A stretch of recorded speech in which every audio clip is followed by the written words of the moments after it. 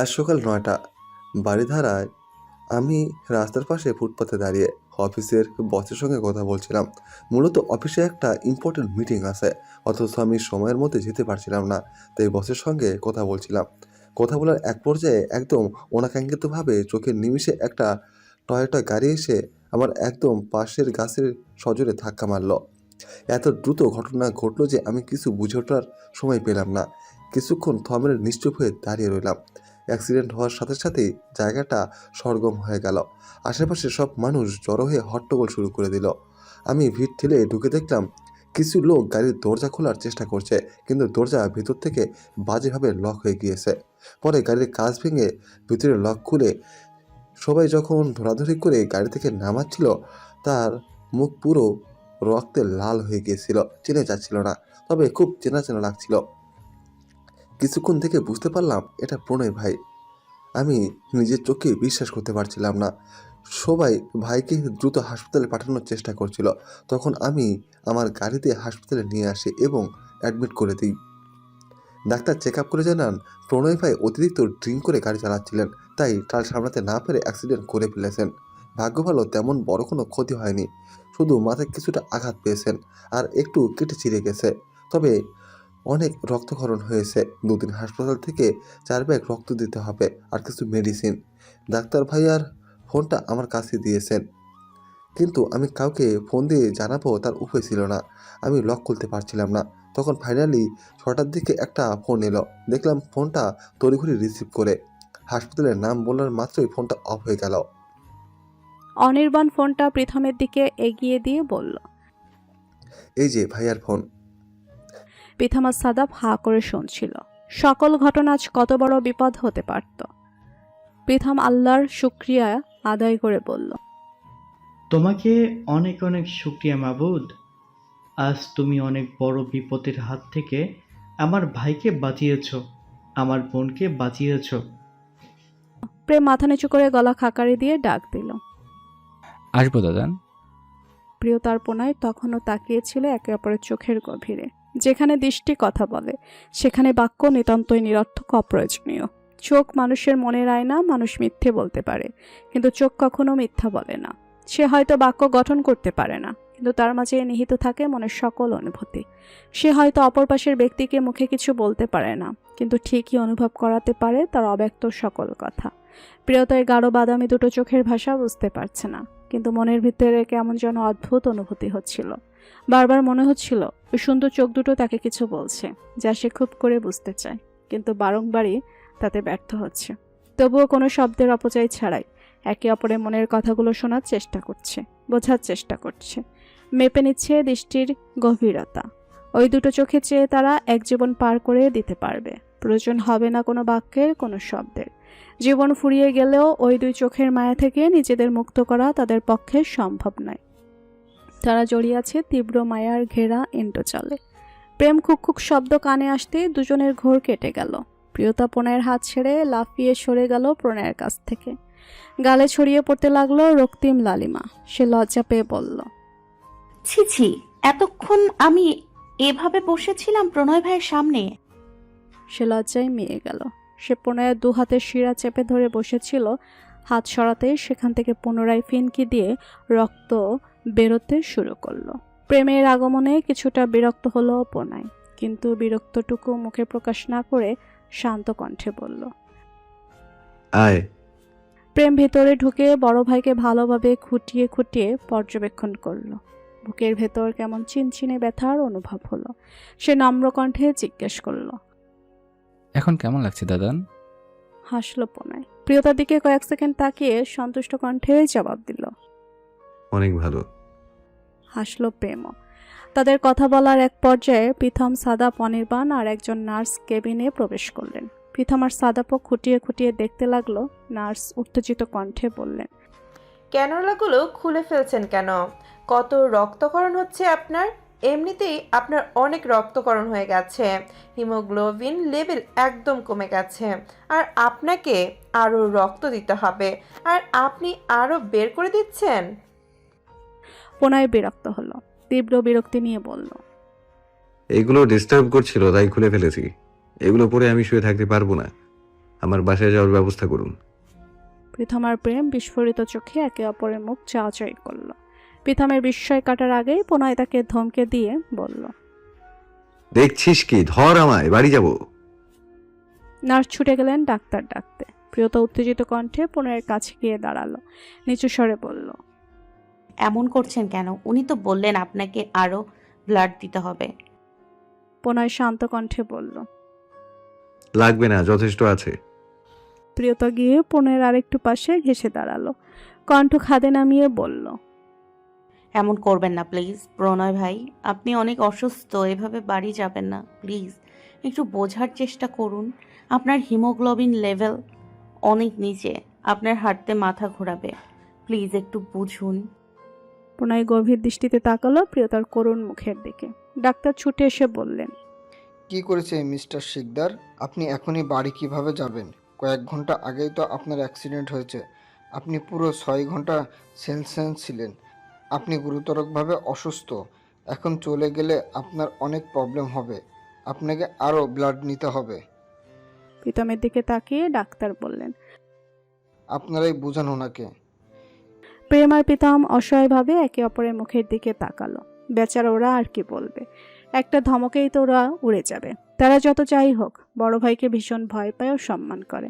তাও প্রীতম ভয়ে ভয়ে বলল, প্লিজ দাদান, মাত্র 2 দিনই তো। প্রণয় তাকিয়ে আছে প্রিয়তার চোখের দিকে, যেখানে মেনে নেওয়ার জন্য অনুনয় অনুরোধ স্পষ্ট। প্রণয় ডাক্তারদের দিকে তাকিয়ে স্বাভাবিক কণ্ঠে বলল, ঠিক আছে, কিন্তু 2 হাতে লাগাবেন না, 1 হাত ফ্রি রাখবেন। ডাক্তার আপত্তি জানাতে নিলে প্রীতম চোখের ইশারায় বারণ করল। ডাক্তার সম্মতি জানিয়ে শুধু রক্তের ক্যানুলা প্রণয়ের বাঁ হাতের শিরায় ঢুকিয়ে দিলেন। প্রিয়তা এই দৃশ্য সহ্য করতে পারল না। চোখ খিচে প্রণয়ের ডান বাহু শক্ত করে আঁকড়ে ধরল।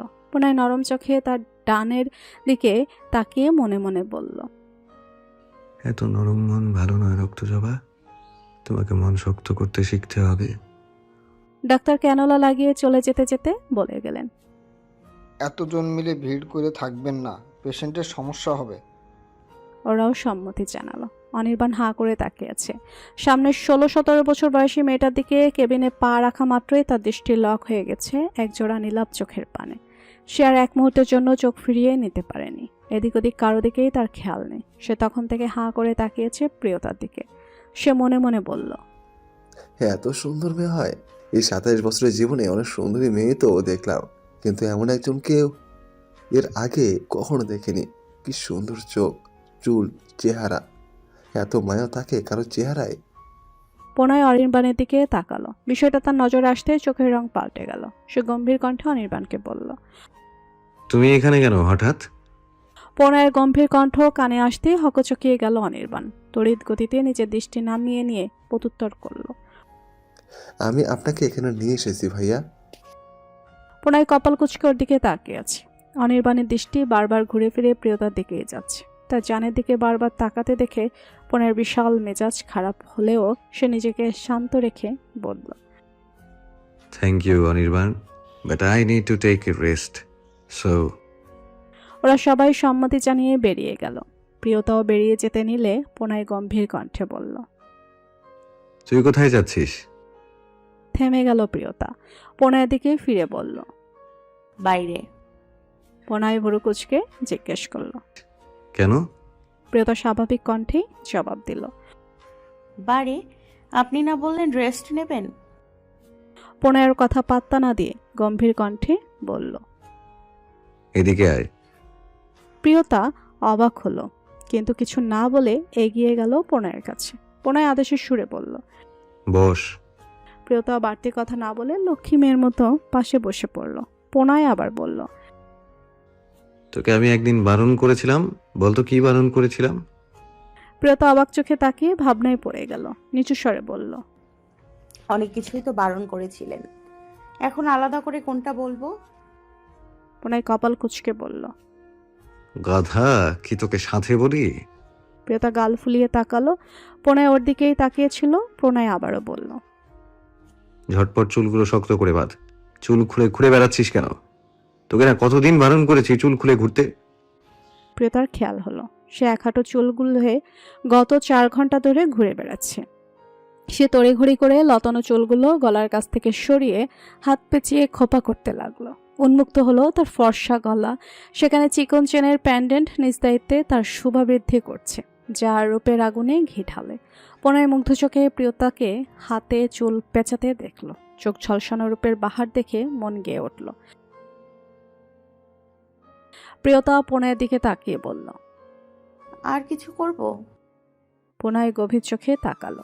ডান হাতে প্রিয়তার বেবি হেয়ারগুলো কানের পেছনে গুজে দিয়ে শান্ত গলায় শাসিয়ে বলল, ওই যে লোকটাকে দেখেছিস দ্বিতীয়বার, ওই ছেলেটার চোখের সামনে তোকে যেন পড়তে না দেখি। ওই লোক যতক্ষণ থাকবে তুই আমার চোখের আড়াল হবি না। আর আমার এই কথা যদি একটু অমান্য হয় তাহলে। প্রিয়তা গোল গোল চোখে তাকালো, ঢোক গিলে বলল। তাহলে? প্রণয় হেসে প্রিয়তার চোখে চোখ রেখে শান্ত অথচ ভয়ঙ্কর কণ্ঠে বলল, চোখ তুলে ফেলবো। প্রিয়তার চোখ জোড়া বিস্ময়ে বড় বড় হয়ে গেল। অবাক কণ্ঠে জিজ্ঞেস করল, আমার? প্রণয় শুধু হাসলো, মনে মনে বলল, আমার ভালোবাসার দিকেই সব শালাদের নজর। ওদের কথা বলার মাঝেই কেউ ঝড়ের বেগে উড়ে এসে প্রণয়ের বুকে ঝাঁপিয়ে পড়ল। হঠাৎ এমন হওয়াতে একটু হকচকিয়ে গেল প্রণয়। কয়েক সেকেন্ড সময় লাগলো কি হচ্ছে বুঝতে। ব্যাপারটা বুঝে আসতে সে নিজের থেকে সেই অনাকাঙ্ক্ষিত ব্যক্তিকে দূরে সরানোর চেষ্টা করতে লাগলো। প্রহেলিকা প্রণয়ের বুকে মাথা রেখে জোরে কেঁদে উঠল, কাঁদতে কাঁদতে বলল, তুমি ঠিক আছো প্রণয়? বেশি ব্যথা পাওনি তো? এই কান্না দেখলে যে কারোরই মায়া হওয়ার কথা, কিন্তু মায়া হলো না প্রণয়ের। প্রণয় শান্ত কণ্ঠে বলল, কি হচ্ছে কি? প্লিজ ছাড়ো। কিন্তু প্রহেলিকা প্রণয়ের কথা তোয়াক্কা না করে আরো শক্ত করে প্রণয়ের পেট জড়িয়ে ধরল, কাঁদতে কাঁদতে বলল, আমি অনেক ভয় পেয়ে গিয়েছিলাম জানো, অনেক ভয়। তুমি কেন এত অসাবধান? কেন প্রণয়? তোমার কিছু হয়ে গেলে কি হতো আমার? আমি তো মরেই যেতাম। খুব ভালোবাসি তোমাকে প্রণয়, খুব। প্লিজ আমাকে একটু তোমার বুকে মাথা রাখতে দাও, না হলে সত্যি বলছি আমি এখানেই মরে যাব। বলতে বলতে আরো জোরে কেঁদে উঠল প্রহেলিকা। প্রণয় এক হাতে প্রহেলিকাকে সরাতে পারল না। সে করুণ চোখে পাশে চাইল। প্রিয়তার মুখের সব হাসি আনন্দ নিমেষে মিলিয়ে গেছে।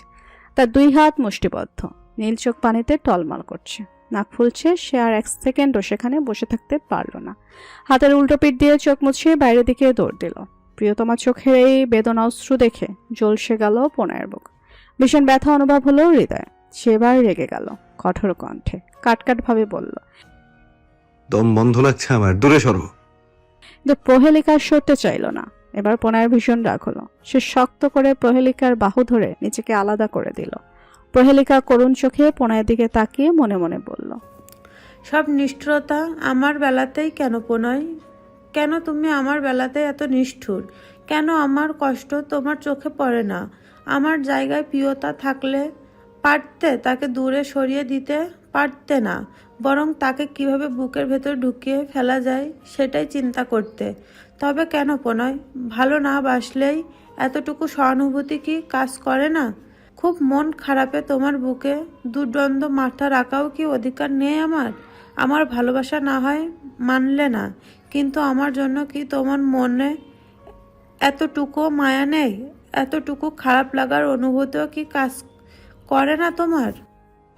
প্রণয় চোখ সরিয়ে পড়বেন ন্যায় বলল। শান্ত হও, ঠিক আছে আমি। প্রহেলিকার দৃষ্টিতে আজ কোনো হিংসা নেই। যা আছে তা কেবলই আক্ষেপ। সবকিছু থাকা সত্ত্বেও তার কিছুই নেই। যেদিন আনে দিন খায়, সেও তার চেয়ে ঢের সুখী। জিতে গিয়েও সে আজ হেরে গেছে নিজের কাছে। মানুষটাকে কেড়ে নিল মনের মালিক সে নয়। রাত 10টা। সাদমান শিকদার আর অনুশ্রী বেগম এসেছেন ছেলেকে দেখতে। অনুশ্রী বেগমের প্রেশার ফল করে যাওয়ায় তিনিও একটু অসুস্থ। তিনি ছেলের পাশে গিয়ে বসলেন। সাদমান শিকদারও সামনে টুলে বসলেন। অনুশ্রী বেগমের কলিজাটা খা খা করছে ছেলের এই অবস্থা দেখে। প্রণয় তার প্রথম ছেলে। কত যত্নে তিনি এই ছেলেকে বড় করেছেন সেটা কেবল তিনিই জানেন। সেই ছেলেটাই আজ তার চোখের সামনে একটু একটু করে ভেতর থেকে গুড়িয়ে যাচ্ছে, নিঃশেষ হয়ে যাচ্ছে দিনকে দিন। মা হয়ে এটা কিভাবে সহ্য করবেন তিনি? ছেলের মুখের দিকে তাকালে বড় কষ্ট হয় তার, বড় অসহায় লাগে, কিন্তু কিছুই যে করার নেই। তাই তো সব জেনেও না জানার ভান করেন ছেলের সামনে। তিনি তো মা, সব ছেলে মেয়েই তার কাছে সমান। কারো ভালোর জন্য তিনি খারাপ চাইতে পারেন না। আর বিষয়টা যত দূরে এগিয়ে গেছে সেখান থেকে আর ফিরে আসার কোনো উপায় নেই। কিন্তু মায়ের মতো ছেলের কষ্ট সইতে পারে না। অনুশ্রী বেগম ছেলের মাথায় হাত বুলিয়ে বললেন। এখন কেমন লাগছে আব্বু? প্রণয় আম্মুর দিকে তাকালো। অনুশ্রী বেগম আবার আদুরে কণ্ঠে শাসনের সুরে বললেন, দেখে শুনে চলতে হয় তো আব্বু। মাকে কেন সব সময় দুশ্চিন্তায় রাখো? তুমি তো জানো তোমার জন্য কত চিন্তা হয়। তুমি তো এমন নও আব্বু। তুই তো তোমার ভাই বোনদের মতো এতটা অবুঝ নও। প্রণয় কোনো উত্তর দিল না, কেবল নিঃশব্দে অনুশ্রী বেগমের কোমর জড়িয়ে ধরে তার বুকে মাথা রাখলো। অনুশ্রী বেগমের মাতৃমন ছেলের বেদনা অনুভব করতে পারলেন। তিনি দীর্ঘ নিঃশ্বাস ফেলে ছেলের মাথায় হাত বোলাতে বোলাতে বললেন, ধৈর্য ধরো আব্বু, একদিন সব ঠিক হয়ে যাবে। আল্লাহ ধৈর্য ধারণকারীকে পছন্দ করেন। ধৈর্যের ফল কখনো টক হয় না। সময় আমাদের জীবনের সবচেয়ে গুরুত্বপূর্ণ সম্পদ। সময় আমাদের সব থেকে বড় বন্ধু, আবার সবচেয়ে বড় শত্রুও। সময় আমাদের জীবনে গভীর থেকে ক্ষতের সৃষ্টি করে, কেড়ে নেয় অনেক কিছু, ব্যথা দেয় অনেক গভীরে। আবার সেই সময়ে তার স্রোতে সব ঠিক করে যায়, মনের ক্ষত ভরাট করে দেয়। যেভাবে কেড়ে নিয়েছে সেভাবেই নতুন অনেক কিছু ফিরিয়ে দেয়। তার জন্য শুধু ধৈর্য ধরতে হয় আমাদের আব্বু। প্রণয় এবারও কোনো উত্তর দিল না। নিঃশব্দে সে মায়ের বুকে মাথা রেখে টুপটাপ অশ্রু বিসর্জন দিচ্ছে। অনুশ্রী বেগম বুঝতেন ছেলের বোবা কান্না। পুরুষ মানুষদের নাকি কাঁদতে হয় না, কিন্তু এটা সম্পূর্ণ ভুল কথা। পুরুষরাও কাঁদে, তবে সেটা সবার কাছে নয়, কিছু বিশেষ মানুষদের কাছে। পুরুষরাও নিজেদের আবেগ ধরে রাখতে পারে না, যেমন প্রণয় তার আম্মুর কাছে নিজেকে ধরে রাখতে পারে না। তাই তো সে তার আম্মুকে সবসময় এড়িয়ে চলে। অনুশ্রী বেগম দীর্ঘ নিঃশ্বাস ফেলে ছেলের মাথায় চুমু খেলেন। এই ছেলেটা কখনো তাকে কিছু বলে না, ভালো লাগলেও বলে না, কষ্ট পেলে তো নয়, ভীষণ চাপা স্বভাবের। তার অন্য ছেলেমেয়েরা তো এমন নয়, সামান্য হাত কেটে গেলেও তারা বাড়িয়ে মাথায় তোলে। কিন্তু এই ছেলেটা যদি মরে যায় তবুও মুখ দিয়ে শব্দ বের করে না। প্রণয় আম্মুকে জড়িয়ে ধরে ডুকরে উঠল। অনুশ্রী বেগম আর চোখের পানি ধরে রাখতে পারলেন না, ছেলেকে আঁকড়ে ধরে কেঁদে ফেললেন। প্রণয় অনুশ্রী বেগমের বুকে আর একটু সেধিয়ে গেল। অনেকক্ষণ চুপ থেকে ধরে আসা গলায় অভিযোগ করে বলল, সবাই আমার সাথে এমন কেন করলো আম্মু? আমি তো কোনোদিনও কারোর সাথে কোনো অন্যায় করিনি, জেনে বুঝে তো কখনোই না। তবে তাদের কিসের শত্রুতা ছিল আমার সঙ্গে? কেন এমন করলো ওরা আমার সঙ্গে? কেন আমার সবকিছু কেড়ে নিল? কেন আমার সুখ শান্তি কেড়ে নিয়ে আমাকে যন্ত্রণার খাদে ফেলে দিল? আমার সঙ্গে এমন কেন করলো আম্মু? তারা তো আমার আপনজন ছিল। কিভাবে পারলো নিজেদের স্বার্থে আমার জীবন শেষ করে দিতে? আমি তো জীবনে বেশি কিছু চাইনি আম্মু। যেটা সব থেকে বেশি চেয়েছিলাম, যেটা ছাড়া বাঁচতে পারবো না, সেটা কেন আমাকে হারাতে হলো আম্মু? কেন আমাকে সেটা থেকে দূরে করে দেয়া হলো? আমি ওর থেকে দূরে থাকতে পারি না আম্মু। আমার খুব কষ্ট হয়, খুব। মাঝে মাঝে মরে যেতে মন চায়। আমার জীবনটা আবার আগের মতো করে দাও না আম্মু, দাও না। আমি অনেক দূরে চলে যাব, আর কখনো তোমাদের জীবনে ফিরে আসবো না। দাও না আম্মু, শুধু একবার আমাকে আবার আমার সব কিছু ফিরিয়ে দাও। ছেলের এমন করুণ আর্তনাদ সহ্য করতে পারছেন না অনুশ্রী বেগম। তিনি ছেলেকে সান্ত্বনা দিয়ে বললেন, শান্ত হও আব্বু, আল্লাহর উপর ভরসা রাখো। তিনি নিশ্চয়ই তোমার মনে শান্তি দেবেন। যা হয়ে গেছে তা আর কখনোই পরিবর্তন হবে না। আমরা চাইলেও আমাদের অতীত পাল্টাতে পারি না বাবা, বা যা ঘটে গেছে তাও পরিবর্তন করতে পারি না। সেটা আমাদের হাতে নেই। আমরা শুধু চেষ্টা করতে পারি বর্তমানে আর ভবিষ্যৎটা যাতে সুন্দর হয়। যাই হোক, যেভাবেই হোক, যাদের কারণেই হোক, একবার আমাদের জীবনের মোড় একবার ঘুরে গেলে তার কখনোই আগের পর্যায়ে ফিরে আসে না। মরে গেলেও সেই গল্প বদলে যায় না বাবা। সময় আমাদের জন্য পরিবর্তন হয় না, আমাদেরকেই সময়ের সঙ্গে পরিবর্তন হতে হয়। প্রয়োজনে নিজেকে ভেঙে চুরে হলেও সময়ের সঙ্গে খাপ খাইয়ে নিতে হয়। আমি জানি এটা তোমার জন্য হয়তো অসম্ভব, হয়তো খুব কঠিন, তবু বলবো বাবা, তুমি চেষ্টা করো সত্যি। এছাড়া আর কোনো রাস্তা নেই যে মনে আছে সে বরং মনেই থাকুক। তবে যে ভাগ্যে আছে তাকে মেনে নেওয়ার চেষ্টা করো, তার সাথে জীবনটাকে নতুন করে ভাবার চেষ্টা করো, ভালো থাকার চেষ্টা করো। তুমি যেগুলো আঁকড়ে ধরে বেঁচে থাকতে চাচ্ছ সেগুলো থেকে তুমি কষ্ট ছাড়া কিছুই পাবে না বাবা। আমি মা হয়ে বলছি, ভুলে যাওয়ার চেষ্টা করো। ভুলে যাওয়ার কথা কানে আসতেই প্রণয়ের চোখ লাল হয়ে গেল। মাথা তুলে চোখ মুছে নিজেকে স্বাভাবিক করার চেষ্টা করলো প্রণয়। কণ্ঠটা কেঁপে উঠল। সেই প্রণয় শিকদারের কেবল মনে নয়, মন, দেহ, মস্তিষ্ক, রক্তে, শিরায়, উপশিরায়, আত্মায়, নিঃশ্বাসে সবকিছুতেই মিশে আছে। সেই প্রণয় শিকদারের জান, প্রাণ, সবকিছু। তাকে আলাদা করার চেষ্টা করুন আম্মু, তবে যে সব থেকে বড় ক্ষতিটা তোমারই হবে। তারা আমাকে যত বেশি মানসিক যন্ত্রণা দেয়, আমি ততই নিজের আত্মায় তাকে অনুভব করি। সেই প্রণয় শিকদারের বেঁচে থাকার একমাত্র কারণ। অনুশ্রী বেগম দীর্ঘ নিঃশ্বাস ফেললেন। ছেলে যে এমন কিছুই বলবে তা তিনি আগেই বুঝেছিলেন। তিনি শান্ত কণ্ঠে বললেন, তবে তার কি হবে? সেও তো তোমাকে অনেক ভালোবাসে। তার জীবনটা যে নষ্ট হয়ে যাবে। প্রণয় তাচ্ছিল্য করে বলল, আমি যা করছি সব নিজের জন্য করছি। অন্যের জীবন নিয়ে আমার কোনো দায়বদ্ধতা নেই। অন্যের জীবনের দায় আমার নয়। আমি কারো জীবন নষ্ট করিনি, করতে চাইনি। তার জীবন নষ্ট হলে তার নিজের লোক দায়ী, আমি নই। প্রিয়তা বসে আছে প্রণয়ের কেবিনের বাইরে পাতানো চেয়ারে। খুব চেষ্টা করছে চোখের নদীতে বাদ দেওয়ার, পাবলিক প্লেসে না কাদার। কিন্তু বেয়ারা চোখ কি কখনো তার কথা শুনেছে যে আজ শুনবে? ছোট্ট হৃদয়টা তীব্র ব্যথায় নীল হয়ে যাচ্ছে। হাঁপানি রোগীর মতো নিঃশ্বাস নিতে কষ্ট হচ্ছে। চোখ বন্ধ করলে দৃশ্যপটে ভেসে উঠেছে প্রহেলিকা জড়িয়ে ধরা মুহূর্তটা। সে দাঁত দিয়ে ঠোঁট চেপে কান্না আটকে রাখার আপ্রাণ চেষ্টা করছে, কিন্তু বহু প্রচেষ্টার পরেও সে ব্যর্থ। ঠিকই চোখ উপচে টপ টপ করে নোনা জলের ধারা নামছে। দৃষ্টিতে ভেসে উঠছে একের পর এক অপ্রীতিকর, তিক্ত, বিষাক্ত দৃশ্য, যা সে বিগত 2 বছর ধরে সহ্য করে আসছে। এটা তার কাছে নতুন নয়। যতবারই প্রণয় আর প্রহেলিকাকে সে একসাথে দেখে, ততবারই নতুন পুরনো সব ক্ষতই আবার নতুন করে টাটকা তাজা হয়ে ওঠে। যন্ত্রণায় ছোট্ট হৃদয়টা ছিঁড়ে যেতে চায়। এই যে সে চোখের জল ধরে রাখতে না পারলেও শব্দ না করার জন্য আপ্রাণ চেষ্টা চালিয়ে যাচ্ছে, তবুও থেমে থেমে ফুফিয়ে উঠছে। সে সব বিষাক্ত দৃশ্য খুব করে ভুলে যেতে চায়। এগুলো থেকে সে পালিয়ে বাঁচতে চায়, কিন্তু কোথায় পালাবে? সত্য থেকে কি কেউ পালাতে পারে? পারে না। প্রিয়তাও পারেনি। পুরনো ক্ষতে ওষুধি পড়ার আগে নতুন ক্ষতের সৃষ্টি হয়, যা তাকে প্রতিনিয়ত একটু একটু করে শেষ করে দেয়। তবু সে ওই মানুষটাকে ঘৃণা করতে পারে না। ঘৃণা শব্দটা আসেই না, ওটা যেন তার জন্য তৈরি হয়। সে বোধহয় কেবলই ভালোবাসার জন্য। প্রিয়তা বড় নিঃশ্বাস নিয়ে নিজেকে সামলে নেওয়ার চেষ্টা করে। মনকে বোঝায় এটা খুব স্বাভাবিক। বিবাহিত স্বামী স্ত্রীর তারা তাদের সম্পর্ক আরও গভীর। নিজেকে এসব বোঝাতে গিয়ে সে উল্টো ফেসে গেল। এবার মনে কাল্পনিক দৃশ্য ভেসে উঠছে, যা সে কখনো দুঃস্বপ্নেও কল্পনা করতে চায় না।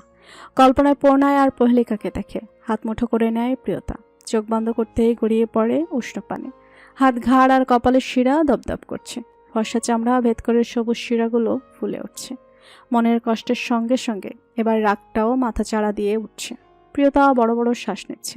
রাগ গিলে ফেলার চেষ্টা করলো, কারণ কষ্টটা সত্যি আর রাগটা নিতান্তই অহেতুক, অযৌক্তিক। সে তো ভালোবেসে বিয়ে করেছে, সব তো করবেই, সাজিয়ে রাখবে বলে করেনি নিশ্চয়ই। উফ, এই যন্ত্রণা নিয়ে বাঁচার থেকে মৃত্যু ঢের ভালো। সে দীর্ঘ নিঃশ্বাস ফেলে বলল, দীর্ঘদিন মার খেলে একটা সময়ের পর মারটা অভ্যাস হয়ে যায়। কষ্ট পেতে পেতে মানুষের মন পাথর হয়ে যায়। মানুষ নাকি অভ্যাসের দাস। একবার অভ্যাস হয়ে গেলে আর নাকি কিছু গায়ে লাগে না। তাহলে আমার মনটা কেন পাথর হয়ে যায় না? ব্যথা কি কম পেয়েছি, নাকি আরও পাওয়া বাকি আছে? অনেকদিন তো হলো, তবু কেন এই ব্যথাগুলো আমার সয়ে যায় না? এতদিনে তো এসব অভ্যাস হয়ে যাওয়ার কথা। প্রণয় ভাই, আপনি তো আমার নন, অন্য কারো। এটা তো মেনে নেওয়ার কথা। তাহলে মন কেন মানতে চায় না? কেন এই যন্ত্রণাগুলো প্রত্যেকবার নতুন লাগে? প্রত্যেকটা আঘাতই কেন নতুনের মতো মনে হয়? কেন এতটা তরতাজা? ভাবতে ভাবতে ফুফিয়ে উঠল মেয়েটা। বড় দাদনের সাথে দেখা করে কেবিন থেকে বেরোতেই দেখলো প্রিয়তা মাথা নিচু করে বসে আছে। ভুরু কুচকে গেল পরিণীতার। ভালোভাবে লক্ষ্য করে দেখলো কয়েক সেকেন্ড পর পর মেয়েটার শরীর কেঁপে কেঁপে উঠছে। পরিণীতার সচল মস্তিষ্ক চট করে বুঝে নিল সব। চোখ বন্ধ করে দীর্ঘ নিঃশ্বাস ফেলল সে। ধীরে ধীরে এগিয়ে এসে প্রিয়তার পাশে চেয়ারে বসে পড়ল। আশেপাশে তাকিয়ে বাড়ির কাউকে দেখতে পেল না। পরিণীতা ভাবল, কোথায় গেল সবাই? সে ব্যথাতুর নয়নে তাকালো পাশের অল্প বয়সী মেয়েটার দিকে। এই মেয়েটাকে দেখলে বড় মায়া হয় পরিণীতার। তার অনুভূতিগুলোকে একটুখানি অনুভব করতেও ভয় লাগে। তাহলে যে নিজেকে ওই জায়গায় বসাতে হবে, কিন্তু নিজেকে সেই জায়গায়ও দুঃস্বপ্নেও ভাবতে পারে না পরিণীতা। কল্পনা করতে গেলেই গায়ে কাঁটা দিয়ে ওঠে। এত ভয়ঙ্কর কল্পনা সে ভুলেও করতে চায় না। হঠাৎ প্রিয়তা কাঁধে কারো স্পর্শ অনুভব করতেই চমকে উঠল, পাশে তাকালো। পরিণীতার ছোট বোনের চোখ মুখ দেখে চমকে গেল। পরিণীতার মনে আঘাত লাগলো। সে বুঝলো মেয়েটা হয়তো কোনো কারণে আবার কষ্ট পেয়েছে। কিছু বলবে তার আগে প্রিয়তা তাকে শক্ত করে জড়িয়ে ধরে ফুঁফিয়ে উঠল, ধরা গলায় বলল, কোনো প্রশ্ন করো না আপু। দীর্ঘ নিঃশ্বাস ফেললো পরিণীতা, মাথায় হাত বুলিয়ে বলল, বড় দাদা তোকে যেতে বলেছেন। প্রণয়ের কথা কানে আসতে প্রিয়তার ভীষণ অভিমান হলো। কেন, কিসের জন্য বুঝলাম না, কিন্তু অভিমান হয়েছে। পরিণীতা বলল, যা, তোকে দাদান ডেকেছেন। প্রিয়তার নাক টেনে বলল, তুমি যাও আপু। পরিণীতা ভুরু কুচকে গেল, অবাক কণ্ঠে বলল, তুই যাবি না? প্রিয়তা দুপাশে মাথা নাড়ালো, যার অর্থ সে যাবে না। পরিণীতা ভুরু কুচকে গেল, সেও দায়সারাভাবে বলল, ঠিক আছে, আমি তাহলে দাদানকে বলি তুই যাবি না বলেছিস। পরিণীতা দাঁড়িয়ে পড়ল।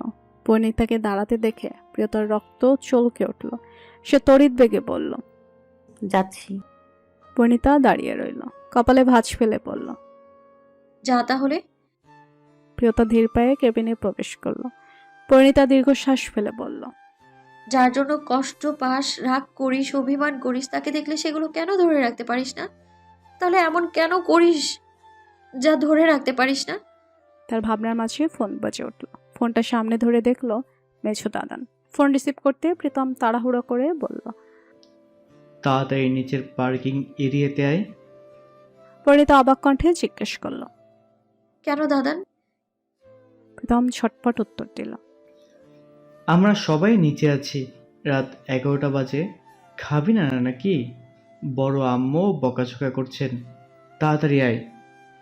পরিণীতা কিছুক্ষণ চুপ থেকে বলল, কেন মেজো দাদান, প্রিয় খাবে না? প্রীতম থমকে গেল, দীর্ঘশ্বাস ফেলে বলল, বলেছিলাম, রাজি হয়নি। বড় দাদান বললেন ওর জন্য নিয়ে আসতে, তুই তাড়াতাড়ি আয়। বলে ফোনটা কেটে দিল। পরিণীতা আর বেশি কিছু ভাবল না। সে সামনে এক পা বাড়াতে আবার ফোন বেজে উঠল। ফোনের স্ক্রিনে চোখ রাখতেই তার মুখ উজ্জ্বল হয়ে উঠল। সে ঝটপট ফোন রিসিভ করে সালাম দিল। আবিদ মৃদু হেসে সালামের উত্তর দিল। পরিণীতা কথা বলতে বলতে নিচে চলে গেল। পুনরায় চোখ বন্ধ করে মাথা এলিয়ে শুয়ে আছে, যার ফলে গলার অ্যাডাম স্যাপলটা স্পষ্ট। প্রিয়তা মাথা নিচু করে ধীর পায়ে এগিয়ে গিয়ে পাশে দাঁড়ালো, কিন্তু ভুলে ওর মুখের দিকে চাইল না। তার ভীষণ কান্না পাচ্ছে। পুনরায় চোখ বন্ধ করেই ডাকলো, রক্ত জবা। কেঁপে উঠল প্রিয়তা। কিছু একটা আছে এই সম্বোধনে যা প্রতিবারই প্রিয়তার ভেতর ঝড় তুলে যায়, যা তাকে কখনোই শক্ত থাকতে দেয় না। এই পুরুষ তাকে কোনোদিনও শক্ত থাকতে দেয়নি, দেবেও না। প্রিয়তা কাঁপা কণ্ঠে বলল, পুনরায় চোখ মেলে গভীর দৃষ্টিতে তাকালো প্রিয়তার মুখের দিকে। প্রিয়তা এখনো মাথা নিচু করে আছে। পুনরায় একটু কঠিন কণ্ঠে বলল, তাকা আমার দিকে। প্রিয়তার কান্না পেয়ে গেল। এই লোকটা এমন করে কেন? কিছুতে এই লোকের চোখে চাওয়া যাবে না, না হলে সব বুঝে যাবে। আর সে এই লোককে কিছুই বুঝতে দিতে চায় না। এখনো প্রিয়তা মাথা নিচু করে আছে দেখে একটু রেগে গেল পুনরায়। ধমক দিয়ে বলল, লুক অ্যাট মি। এমন ধমকানিতে কেঁপে উঠল প্রিয়তা। বিদ্যুৎ বেগে তাকালো পুনরায়ের চোখে। দৃষ্টিতে দৃষ্টি আটকাতেই মৃদু কম্পন ধরল সর্বাঙ্গে। পুনরায় গভীর চোখে তাকিয়েছে প্রিয়তার চোখে। নীল চোখ দুটো লাল। প্রিয়তমার ব্যথার গভীরতা অনুভব করে প্রণয়ের হৃদয়ও সে একই ব্যথায় নীল হয়ে গেল। এটা যে কী রকম বিষাক্ত অনুভূতি সেটা তো গত 24 ঘন্টায় তার খুব ভালো মতেই জানা হয়ে গেছে। শুধুমাত্র কল্পনা করেই তো সে আজ এখানে। তবে তার ছোট্ট পাখিটা না জানি কত কষ্ট পাচ্ছে। প্রিয়তার কষ্টগুলো প্রণয় অন্তর থেকে অনুভব করতে পারছে। এই যন্ত্রণা সহ্য করার মতো না। তবে তার জান কিভাবে সয়ে নিচ্ছে প্রণয় কোনো প্রশ্ন করলো না, শুধু বলল, এদিকে আয়। প্রিয়তা গেল না, ভ্যাবলার মতো তাকিয়ে রইল। প্রণয় নরম স্বরে তাকালো। আয়। প্রিয়তার কি হলো জানা নেই। সে মন্ত্রমুগ্ধদের মতো এগিয়ে গেল। প্রণয় আদুরে গলায় বলল, বসু। প্রিয়তাও বাধ্য মেয়ের মতো বসে পড়ল। প্রণয় ডান হাত বাড়িয়ে দিয়ে বলল, এখানে মাথা রাখুন। প্রিয়তা ব্যথাতুর চোখে তাকালো প্রণয়ের চোখে।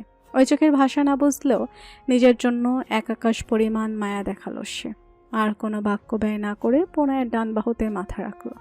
পুরুষটা নিষিদ্ধ অথচ আসক্তির সাগর। সে ডান হাতটা শক্ত করে জড়িয়ে ধরল, বাহুতে মাথা রেখে চোখ বন্ধ করে ফুফিয়ে উঠল। যথাসম্ভব শব্দ না করার চেষ্টা করল। প্রিয় পুরুষের দেহের প্রিয় গন্ধটা আবার মস্তিষ্কের নিউরনে নিউরনে বিচরণ করছে না, অন্তরে আগুনে ঢিল ঢালছে। অদ্ভুত না? যার জন্য কষ্ট পাই, মরে যেতে ইচ্ছে হয়, তার কাছেই সে কষ্টকে আহুতি দিতে হয়। তাকেই কষ্ট ভুলতে আঁকড়ে ধরতে হয়। সত্যি কি তাকে আঁকড়ে ধরলেই কষ্ট ভোলা যায়, নাকি তাকে কাছে পেলে সে আমার নয়, সে অন্য কারো, তাকে আমি চিরতরে হারিয়ে ফেলেছি? এই ভাবনায় যন্ত্রণা শতগুণ হয়ে আরো তীব্রভাবে হৃদয় ক্ষতবিক্ষত করে। প্রিয়তার হৃদয়ের ব্যথায় চেয়ে যাচ্ছে প্রণয়ের মন। ছোট দেহের কাঁপনটা সে খুব ভালো মতে অনুভব করতে পারছে, যা তার সর্বাঙ্গ জ্বালিয়ে দিচ্ছে। মনে তৈরি হচ্ছে তীব্র অপরাধ বোধ। সে প্রিয়তা চুলে গভীর ভালোবাসাময় স্পর্শ করে প্রথমবারের মতো অনুভব করলো। যা হচ্ছে তা মোটেও ঠিক হচ্ছে না। আমাকে যত কষ্টই পেতে হোক না কেন, আমার ভালোবাসাকে এই মরণ যন্ত্রণা পেতে দেওয়া উচিত নয়। আমার তো হাত পা শক্ত করে বাঁধা। আমি তো চাইলেই এই বিষাক্ত বন্ধন থেকে কোনোদিনও মুক্তি হতে পারবো না। আর না পারবো আমার ভালোবাসাকে কোনোদিনও সুস্থ স্বাভাবিক জীবন দিতে। প্রণয় চোখ বন্ধ করে নিয়ে মনে মনে কিছু কঠিন কথা আওড়ালো। আমাকে আমার ভালোবাসাকে এই অসুস্থ আসক্তি থেকে মুক্তি দিতেই হবে। 1 ঘন্টা আগে সে ভেবেছিল যন্ত্রণায় ধুকে ধুকে মরলে দুজনে একসাথেই মরবো। কিন্তু এখন আর সেই ভাবনায় মন কিছুতেই সায় দিচ্ছে না, বরং আবারও নিজের উপর ঘৃণা আসছে। সে এতটা স্বার্থপর ও নীচ মানসিকতার। নিজের একটু ভালো থাকার জন্য যার গায়ে কখনো ফুলের টোকা পর্যন্ত লাগতে দেয়নি, তাকে এতটা কষ্ট দিল। মনে মনে আফসোস করে বলল, সবকিছু তো আমার চোখের সামনেই ছিল। আমি দেখেও দেখতে চাইনি, বুঝেও বুঝতে চাইনি, অন্ধ হয়ে গিয়েছিলাম তোমাকে নিজের করে পাওয়ার লোভে। একবারও ভাবিনি যে সেটা আর কখনো সম্ভব নয়। সে প্রিয়তার হাত ধরে টেনে নিল নিজের বুকে, মাথাটা বুকের সাথে চেপে ধরে কিছু কঠিন শপথ নিল। এবার আর নিজের চিন্তা নয়। সে প্রিয়তার সুমিষ্ট মুখের দিকে তাকিয়ে মনে মনে ভাবল, আমাকে আমার রক্ত জবার ভবিষ্যতের কথা ভাবতে হবে। এভাবে আর কদিন চলবে? প্রিয়তার মাথায় হাত বুলিয়ে বলল, আমাকে ক্ষমা করে দাও রক্ত জবা। আমি তোমাকে এমন জীবন দিতে চাইনি। আমি তোমাকে একটা সুস্থ সুন্দর জীবন দিতে চেয়েছিলাম, যেখানে দুঃখ তোমার আশেপাশেও থাকবে না। ভালোবাসার বন্ধনে রাখতে চেয়েছিলাম তোমাকে। সেখানে আজ আমি নিজেই তোমাকে দুঃখের সাগরে ছুঁড়ে ফেলেছি। আমি তোমাকে ভালো রাখতে পারিনি, আমি ব্যর্থ। বড় আফসোস হলো তার। নিজের বুকের সাথে লুটিয়ে থাকা ছোট্ট ফুলটাকে দ্বিতীয়বার ভালোবেসে পুনরায় বিড়বিড় করে বলতে লাগলো, আমাকে ক্ষমা করে দে জান। তোর প্রণয় ভাই তোকে কথা দিচ্ছে খুব তাড়াতাড়ি তোকে এই দুর্বিষহ জীবন থেকে মুক্তি দেবে। আমি যে জালে জড়িয়ে গেছি সেখান থেকে মৃত্যু ব্যতীত মুক্তি নেই আমার। কিন্তু তোর জীবন এমন হবে না, তোকে আর এই কষ্ট পেতে দেব না। নিজেকে স্বাভাবিক রাখার চেষ্টা করলো প্রণয়। প্রিয়তাকে আরেকটু বুকের সাথে মিশিয়ে নিয়ে অবাক চোখে চেয়ে বলল, আমার জন্য এত পাগল কবে হলি তুই জান? নিষিদ্ধ জেনেও দিনের পর দিন কিভাবে একতরফা ভালোবেসে গেলি? কেন এতটা ভালোবাসলি আমায়? জানতিস না আমি যে জালে ফেসে গেছি সেখান থেকে মৃত্যু ব্যতীত মুক্তি নেই আমার। বিশ্বাস কর জান, আমি যদি একবার বুঝতে পারতাম আমার জীবনটা এমন ভাবে বদলে যাবে, তাহলে তোকে কোনোদিনও এই জীবনে জড়াতাম না, তোর অনুভূতিকেও প্রশ্রয় দিতাম না। এত কষ্ট পাস তবুও ঘৃণা কেন করিস না? কেন বারবার ফিরে আসিস? তোর জায়গায় আমি থাকলে এতদিনে আমার কবরে ঘাস উঠে যেত। আজ আমার বড় আফসোস হচ্ছে জানিস। আমি কোনোদিনও চাইনি তুই আমাকে ভুলে যা, কিন্তু আজ অনুভব করছি তোর আমায় ভুলে যাওয়া উচিত, একেবারে ভুলে যাওয়া উচিত। তবেই তুই ভালো থাকবি। জান, আমার মতো কাপুরুষকে ভালোবাসা একদম উচিত হয়নি তোর। যার জন্য তোর চোখের জল পড়ে সে তোর ভালোবাসা পাওয়ার যোগ্য নয়। যে তোর চোখের জলের কারণ তাকে ভালোবাসিস না। প্রণয়ের কলিজাটা ছিঁড়ে যাচ্ছে এমন ভাবনায়। এসব কি ভাবছে সে? তার জান তাকে ভালোবাসে না, ভুলে যাবে? প্রত্যেকটা ভাবনায় যেন বিষের ছুরি, যা প্রণয়ের হৃদয়কে ক্ষতবিক্ষত করে দিচ্ছে। এসব ভাবতেই মনে হচ্ছে কেউ যেন কলিজাটা ধরে ছিঁড়ে নিচ্ছে। ব্যথাটা ছড়িয়ে পড়ছে দেহ মনের আনাচে কানাচে। তার জান যদি তাকে সত্যি ভুলে যায়, ওই মায়াভরা চোখে যদি আর না তাকায়, তাহলে বাঁচবে কিভাবে সে? তার জান যদি একদিন সত্যিই তার থেকে দূরে চলে যায়, তবে সেদিন আর বেশি দূরে নয়, যেদিন হৃদরোগে আক্রান্ত হয়ে প্রণয় শিকদারকে দুনিয়া ছাড়তে হবে। এই মেয়েটা শুধু মেয়ে নয়, সে প্রণয় শিকদারের প্রাণভমরা, ভালোবাসায় গড়া ছোট্ট পুতুল। কিছুক্ষণ পর প্রণয় অনুভব করলো তার গলায় বড় বড় ভারী নিঃশ্বাস আশ্রে পড়ছে। মৃদু হাসল প্রণয়, নিজের জানকে নিজের বুকের আরও একটু জায়গা করে দিয়ে পুনরায় মাথার উপর এলিয়ে দিল। বুক চিরে কয়েকটা লাইন বেরিয়ে এলো।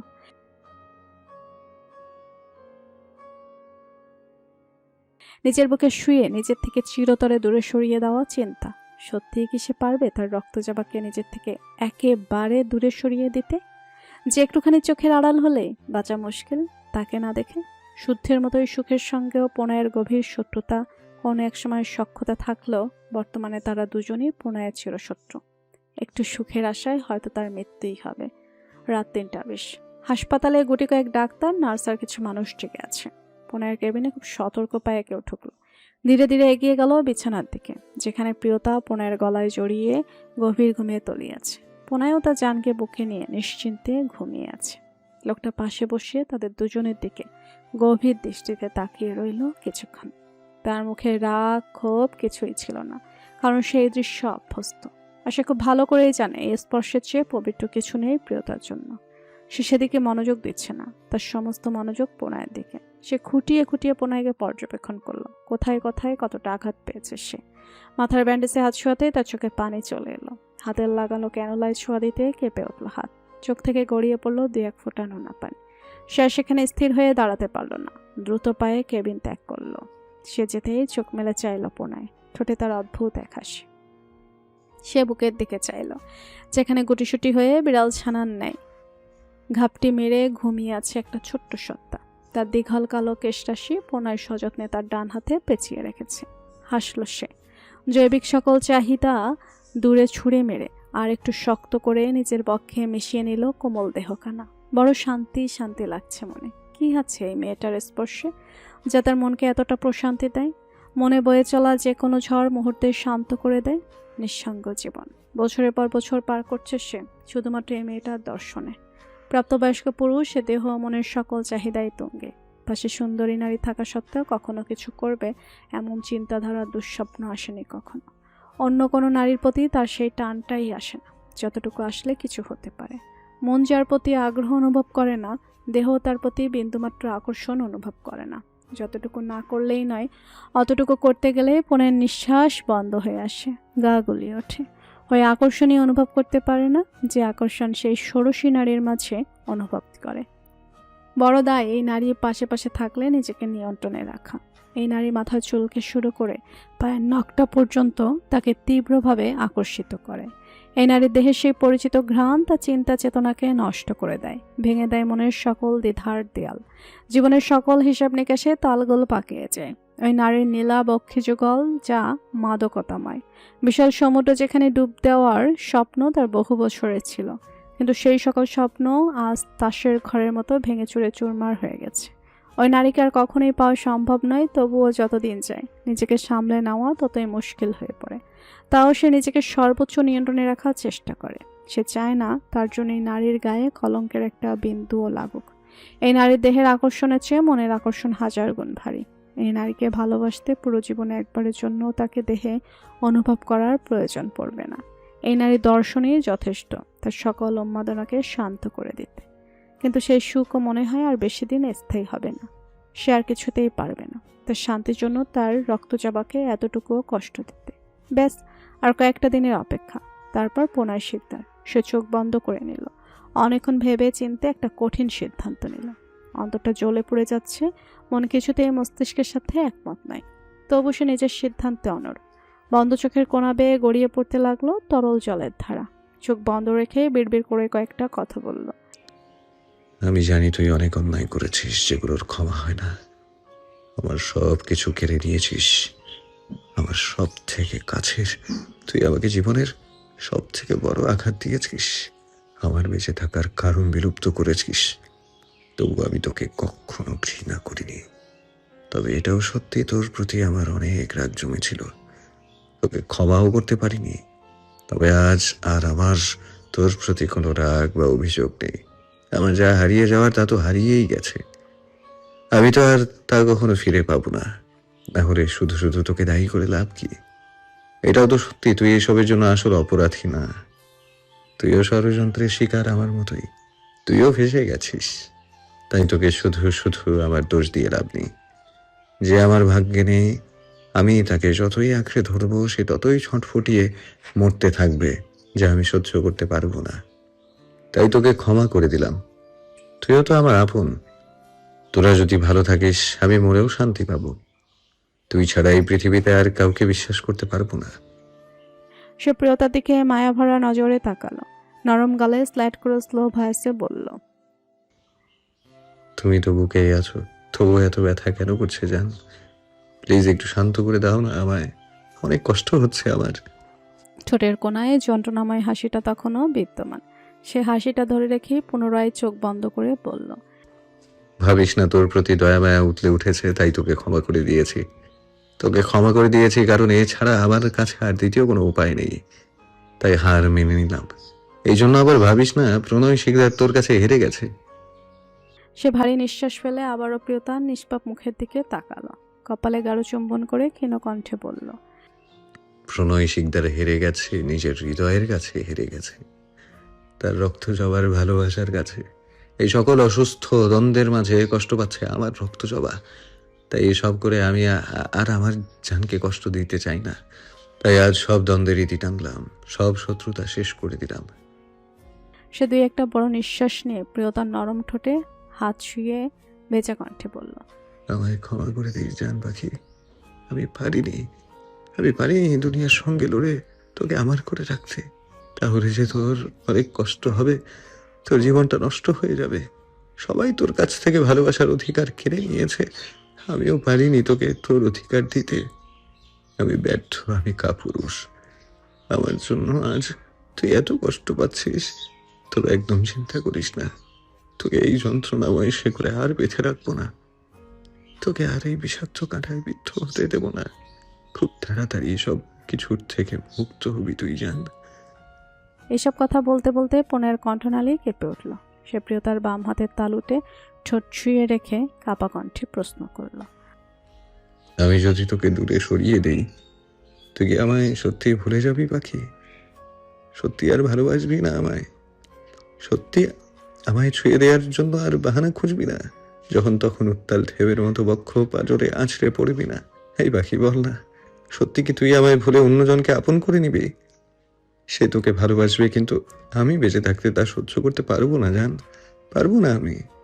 তবে তুই একদম চিন্তা করিস না। তুই ভুলে গেলেও আমি আমার শেষ নিঃশ্বাস পর্যন্ত আমার জান পাখিকে ভুলবো না। তুই আমার হৃৎপিণ্ডের ক্যান্সার। এই রোগ ভালো হওয়ার নয়, এই রোগ আমার রক্তের ফোঁটায় ফোঁটায় মিশে আছে, যা মৃত্যু অবধি আমাকে মনে করাবে আমি কেবল এক রক্ত জবার তৃষ্ণাতেই তৃষ্ণার্থ। কিন্তু এই অসুখ তোর না হোক। পনের গলা শুকিয়ে গেল। পানির অভাব বোধ করল সে। একটু সোজায় শুতে নিলে প্রিয়তা ঘুমের ঘরে প্রশস্ত পিঠ আঁকড়ে ধরার চেষ্টা করলো। গলায় মুখ ডুবিয়ে দিল। হেসে ফেলল পোনায়। প্রিয়তার নরম মসৃণ গালে নিজের পুরুষে গাল ঘষে দিল। ঘুমের মধ্যেই নাক মুখ কুচকে ফেলল প্রিয়তা। একটু নড়ে চড়ে উঠে আবারও ঘুমিয়ে পড়ল। এই মুহূর্তে যদি কেউ তাকে তুলে নিয়ে গিয়ে বাইরে ফেলেও দেয়, তাও সে বুঝতে পারবে না। পোনায় মৃদু হেসে তার নরম তুলতুলে গালে গভীরভাবে নিজের কালচে লাল ঠোঁট জোড়া চেপে ধরল। সময় নিয়ে গাঢ় চুম্বন করে ফিসফিসিয়ে পড়ল, আমার ঘুমকুমারী, জীবন ফুরিয়ে যাবে, ফুরাবে না কভু এই প্রেম তৃষ্ণা। ভোর 5:45। প্রিয়তার ঘুম বেশ হালকা হয়ে এসেছে, তবু সে আরও কিছুক্ষণ ঘুমোতে চায়। ঘুমের ঠেলায় চোখ খোলা দেয়।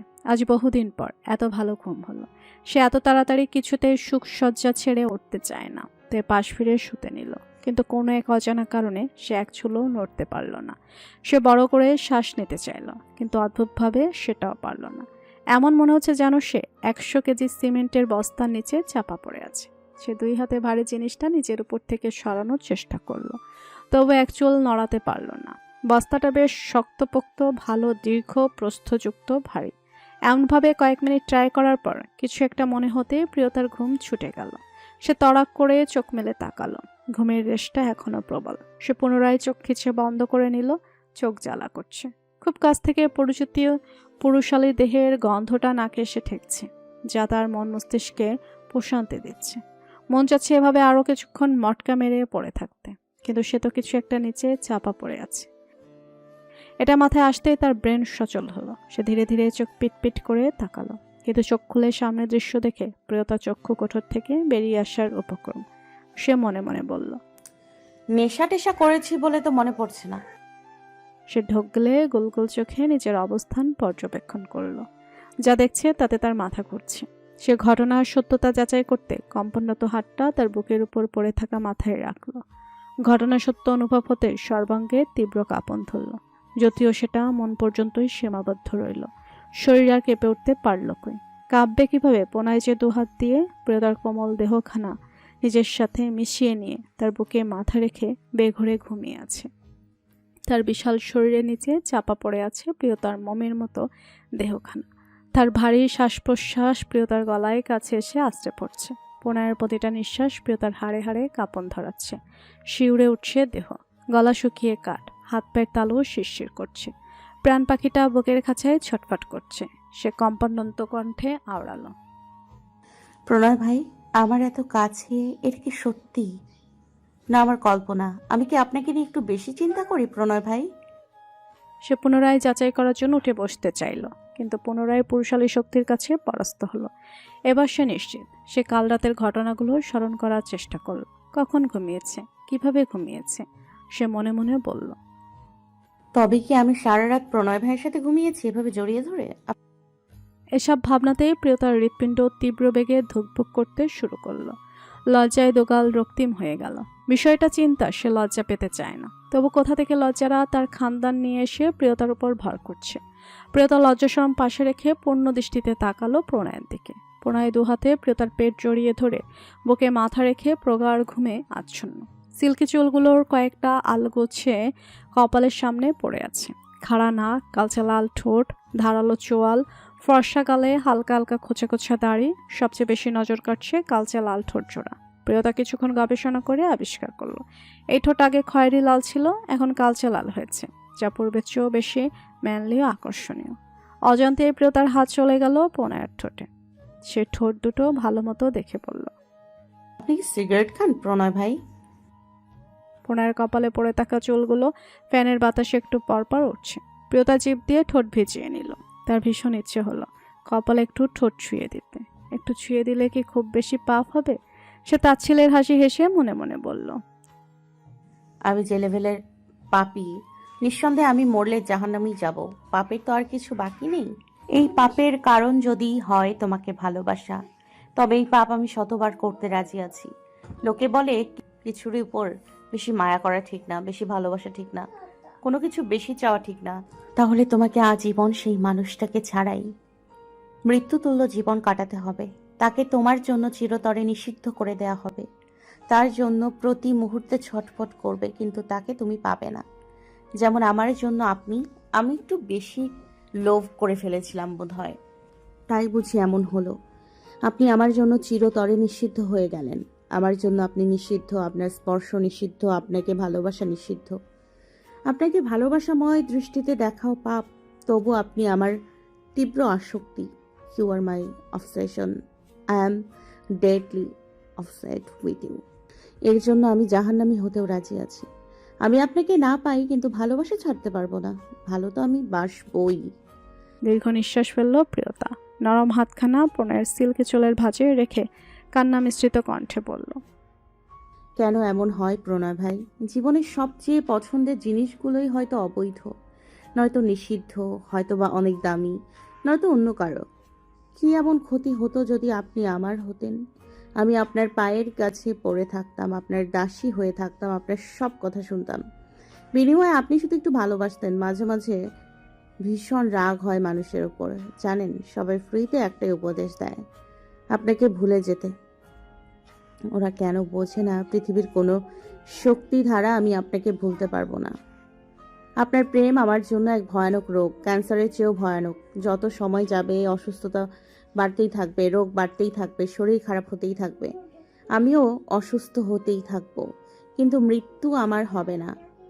আপনি আমার জন্য মরীচিকা। আপনাকে একটু ছুঁয়ে দেওয়া আমার জীবনের সবচেয়ে বড় প্রাপ্তি।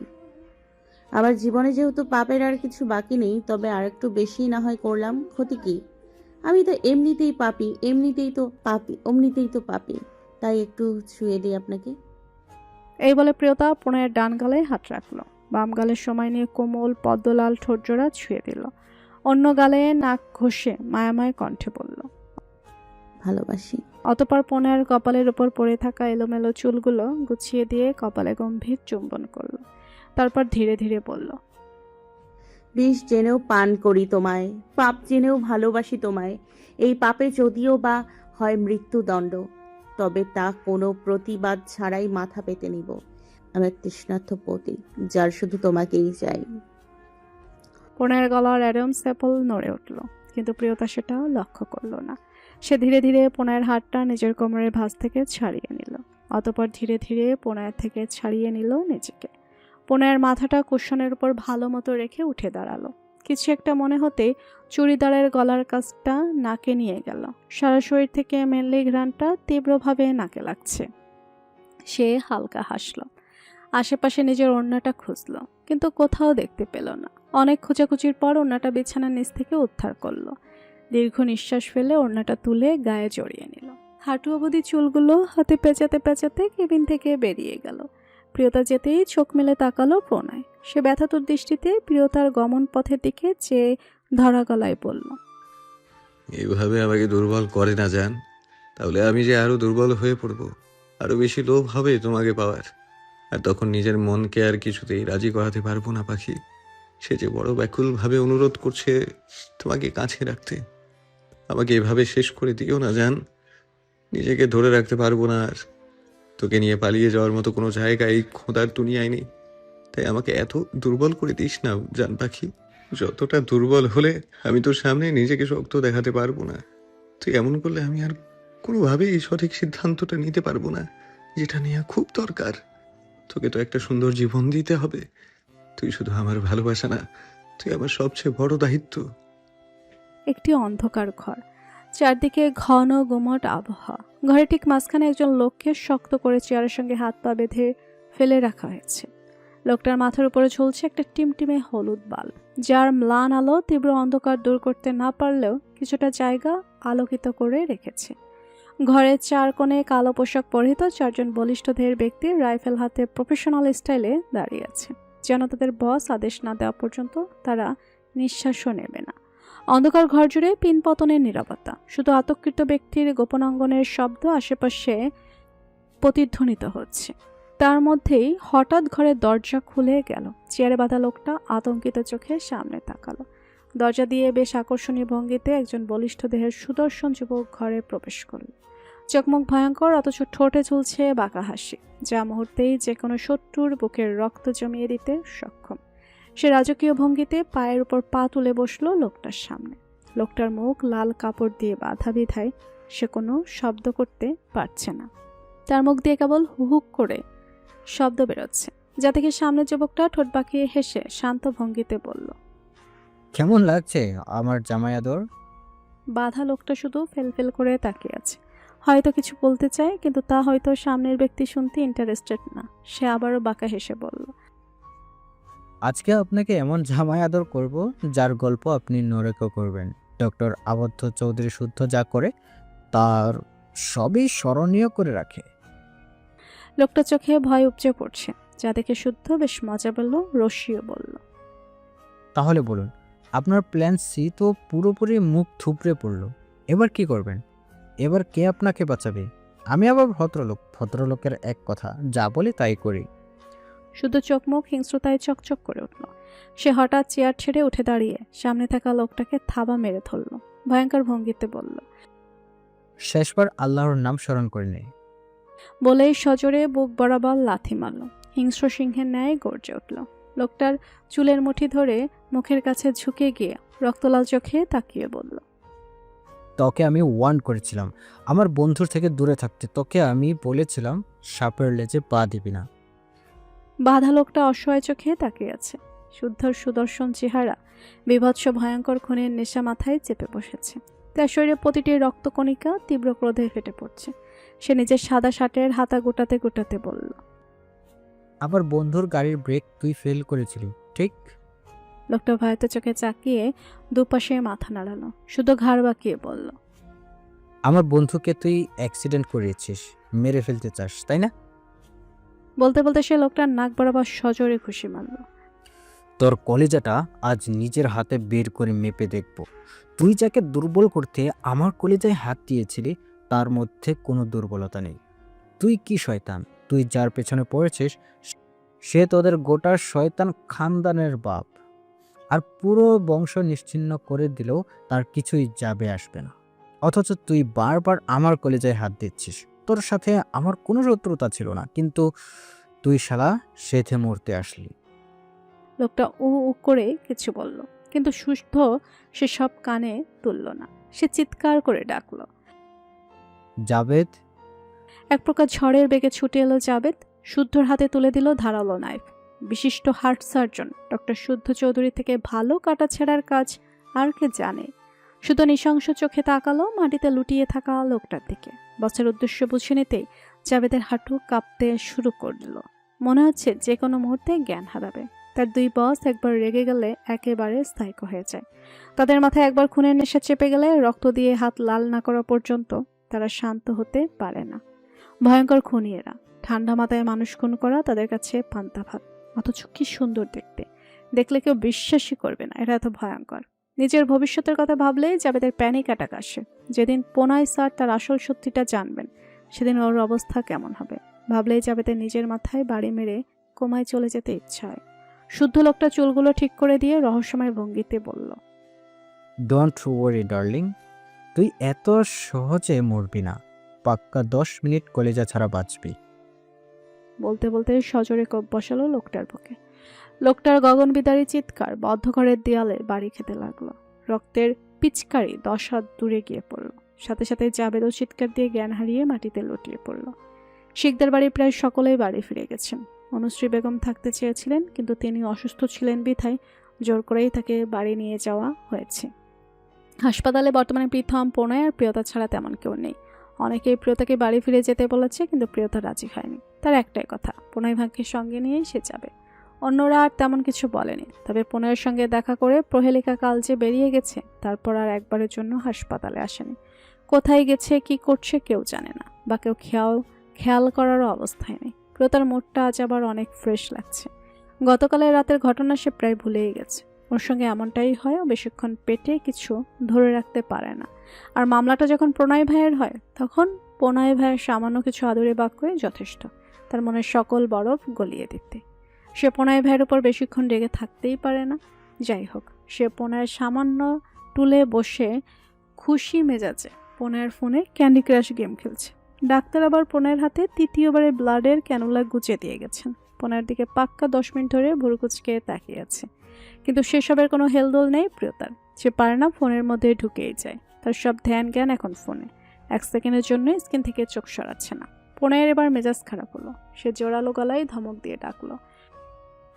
গভীর মনোযোগ অন্যদিকে থাকায় হঠাৎ এমন তীব্র ধমক কানে আসতে ধরফড়িয়ে উঠল প্রিয়তা। ফোনটা হাত থেকে ছিটকে পড়লো ফ্লোরে।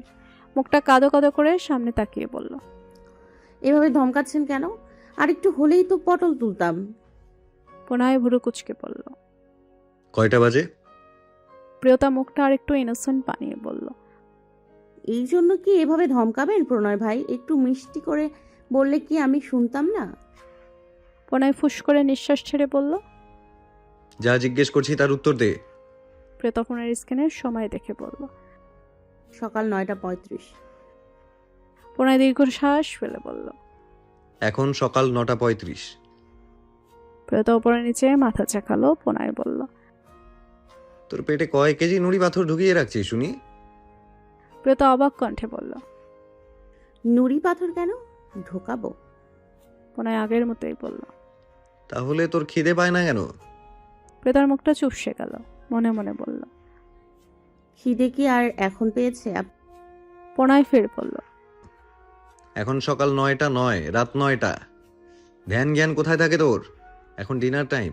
কি খাবি বল, অর্ডার করে দেই। প্রিয়তা খাবারের কথা শুনতেই খিদে বেড়ে গেল। সে ফোন ফেলে এক লাফে প্রণয়ের পাশে গিয়ে বসলো। মধুর কণ্ঠে বলল, আপনি যা খাবেন। প্রণয় সম্মতি জানিয়ে বলল, তাহলে অ্যাভোকাডো আর স্পিনাচ স্যান্ডউইচ আর গ্রিন ভেজিটেবল স্যালাড অর্ডার করে দিই। It's two healthy. এইসব খাবারের নাম শুনতেই প্রিয়তা নাক মুখ কুচকে ফেলল, মুখ বিকৃত করে বলল, ছি, এই রাতের বেলা আপনার এসব ঘাস ফুস আমি খাবো না। প্রণয় কপালে ভাঁজ ফেলে বলল। তাহলে বল কি খাবি, অর্ডার করে দিই। প্রিয়তা আবার হেসে আহ্লাদি কণ্ঠে বলল। আপনি যা খাবেন তাই। প্রণয় নিজের মাথায় বাড়ি মারতে ইচ্ছে হলো, সে তড়িঘড়ি করে বলল। তাহলে বিরিয়ানি অর্ডার করে দিই। প্রিয়তা আগের চেয়েও দ্বিগুণ মুখ কালো করে বলল। ছি, আপনি জানেন বিরিয়ানিতে কত তেল থাকে, কত ক্যালোরি থাকে, এটা কত অস্বাস্থ্যকর। এত তেল খেলে কি হয় জানেন? প্রণয়ের কপালে বড় বড় ভাঁজ পড়ল। প্রিয়তা নিজের মুখটা প্রণয়ের দিকে এগিয়ে দিয়ে বিজ্ঞের ন্যায় বলল। ভালো করে দেখুন। প্রণয় চোখ ছোট ছোট করে তাকালো। প্রিয়তা উৎসাহ নিয়ে বলল। কি দেখতে পাচ্ছেন? প্রণয় ফুস করে নিঃশ্বাস ফেলে বলল। সাদা মূলা। প্রিয়তা বড় বড় চোখে তাকালো। প্রণয় ভাইকে আমাকে অপমান করলেন। কিন্তু সেসব গায়ে মাখলো না, বরং দ্বিগুণ উৎসাহ নিয়ে নিজের ঢোল নিজেই পিটিয়ে বলল। এই যে দেখছেন আমার স্কিন কত সফট আর স্মুথ, কত ক্লিয়ার। এগুলো কি এমনি এমনি হয়েছে? কঠিনভাবে মেইনটেইন করতে হয়েছে। অতিরিক্ত তেল মশলা খেলে বড় বড় পিম্পল বের হবে, স্কিন খারাপ হয়ে যাবে। আমার এত মেহনত, এত স্কিন কেয়ার সব পানিতে যাবে। তাই এসব অতিরিক্ত তেল মশলা যুক্ত খাবার আমি খাই না। প্রণয়ের ডান গাল চিপে ধরে বলল। অনেক ড্রামা করেছিস, এখন আমি যা এনে দেবো চুপচাপ তাই খাবি। আ বলে চেঁচিয়ে উঠল। উফ, লাগছে প্রণয় ভাই। প্রণয়কে ছেড়ে দিয়ে খাবার অর্ডার করে দিল। প্রিয়তা গাল ফুলিয়ে সরে গেল। প্রণয়ের ঠোঁটের কোণে স্মিত হাসি ফুটে উঠল, যা ভালো করে লক্ষ্য না করলে বোঝা যায় না। সে কয়েক সেকেন্ড মনোযোগ দিয়ে প্রিয়তার ফর্সা মসৃণ গালের দিকে তাকিয়ে রইল। টসটসে দুটো গাল দেখলেই কামড়ে খেয়ে ফেলতে ইচ্ছে হয়। প্রণয়েরও ইচ্ছে হলো দু একটা কামড় বসাতে, কিন্তু পরক্ষণে অন্য কিছু মনে পড়ে গেল। তড়িঘড়ি নিজেকে সামলে নিল প্রণয়। ঢোক গেলে চোখ নামিয়ে ফেলল। প্রায় 10 মিনিট পর খাবার এসে গেল। প্রথম প্রিয়তার হাতে খাবার প্যাকেটটা দিয়ে বলল। আমার একটা ইম্পর্টেন্ট কাজ পড়ে গেছে বোন, আমি আর রাতে আসবো না। বলে চলে গেল। প্রিয়তা শুধু সম্মতি জানিয়ে খাবারের প্যাকেটটা নিয়ে প্রণয়ের পাশে গিয়ে বসল। প্রণয় বলল। এবার আর লাফালাফি না করে চুপচাপ খা। প্রিয়তা এসব সতর্কবাণী কানে নিল না। খাবারের র্যাপিং খুলে দেখল ওর প্রিয় ভুনা খিচুড়ির সঙ্গে চিকেন রোস্ট, সাথে পেঁয়াজ মরিচও দিয়েছে। খাবারের গন্ধে প্রিয়তার ক্ষুধাটা এবার আকাশ ছুঁয়ে ফেলল। আর এমন ক্ষুধার সময় পছন্দের খিচুড়ি দেখে মুখটা যেন পূর্ণ চাঁদের ন্যায় ঝলমল করে উঠল। প্রণয় মুগ্ধ চোখে তাকিয়ে হাসল। প্রিয়তা হাত ধুয়ে এসে প্রণয়ের পাশে আসন পেতে বসলো। এক টুকরো মাংস ছিঁড়ে খাবারের প্রথম লোকমাটা প্রণয়ের মুখের সামনে ধরল। প্রণয় অবাক হলো না একটুও, বরং মুগ্ধ নয়নে তাকাল। প্রিয়তার মায়াময় চোখে প্রিয়তা অধৈর্য কণ্ঠে বলল। কি হলো, হা করুন, ক্ষুধা পেয়েছে তো আমার। প্রণয় কিছু বলল না, চুপচাপ হা করল। প্রিয়তা মৃদু হেসে অতি যত্নে প্রণয়ের মুখে খাবার তুলে দিল। এই খাবারটা গিলতে প্রণয়ের আজ কেমন কষ্ট হচ্ছে। কই, আগে তো এমন হয়নি। আগে যতবার ওর জনকে খাইয়ে দিত ততবার দেহমান শান্তিতে জড়িয়ে যেত। তবে আজ কেন প্রশান্তির চেয়ে কষ্টটা বেশি হচ্ছে? নাকি মন বুঝে গেছে এটাই শেষবার, এটাই তার প্রিয়তমার হাতে শেষ খাওয়া? শেষবার কথাটা মাথায় আসতে অন্তর তীব্র দহনে পুড়ে গেল। সে নির্বিকার চোখে তাকিয়ে রইল সামনের রমণীর পানে। প্রিয়তা বাহাত দিয়ে কানের পেছনে চুল গুজে সুচারু ভঙ্গিতে প্রতি কামড় বসাচ্ছে। ঝালে তার রক্তিম ওষ্ঠযুগল আরও বেশি রক্তিম লাগছে। এ দৃশ্যটাও ভীষণ মোহময়। প্রণয় ভাবতে চায় না সামনে কি হবে। এই সময়টা আল্লাহর দেওয়া আশীর্বাদ। একবার চলে গেলে এসব দিন তো আর কোনো দিনও ফিরে আসবে না। এসব স্মৃতি নিয়েই যতদিন বাঁচা যায় বাঁচতে হবে। ইচ্ছে করলেই তো আর সে তার প্রাণকে দেখতে পাবে না, তার হাতে খেতে পারবে না। প্রিয়তা আরেক লোকমা খাবারে প্রণয়ের মুখের সামনে ধরে বলল। কি ভাবছেন, হা করুন। প্রণয় বেদনা চোখে তাকিয়ে হাসল। খাবার শেষ করে প্রিয়তা নিজের সাদা ওড়নাটা এগিয়ে দিয়ে বলল। মুখটা মুছে নিন। প্রণয় মুখ মুছে নিল। প্রিয়তার একটা বিষয় খুব অবাক লাগছে। যার স্বামী হাসপাতালে, সে কিভাবে বাড়িতে বসে থাকতে পারে?